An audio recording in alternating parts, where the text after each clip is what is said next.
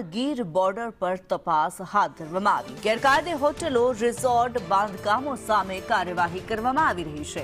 Forest revenue અને one તંત્રનું સંયુક્ત checking અભિયાન શરૂ થયું છે।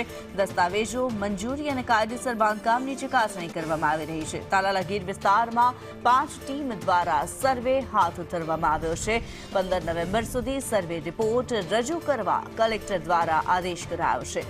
ગીર બોર્ડરના 10 કિલોમીટરની ત્રિજ્યાના ગામોમાં આ સર્વે હાથ ધરવામાં આવ્યો છે। તાલાલાના 44, ગીર ગઢડાના 43 ગામમાં આ સર્વે હાથ ધરાયો છે, જ્યારે ઉનાના 24 અને કોડીનારના 22 ગામમાં સર્વે હાથ ધરાયો। વેરાવળના 6 અને સુત્રાપાડાના 4 ગામમાં સર્વે કરાઈ રહ્યો છે।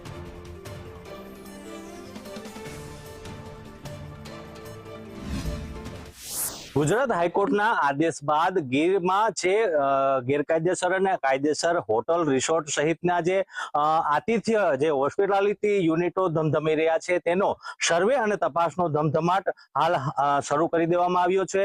આપ જે દ્રશ્ય નિહાળી રહ્યા છો તે તાલાળા મામલતદારની જે ટીમ છે તે તાલાળા ગીર વિસ્તારમાં જે હોટલ અને રિસોર્ટો ઉપરાંત જે હોમસ્ટે અથવા ફાર્મ હાઉસો આવેલા છે તેની તપાસ હાલ ચાલી રહી છે।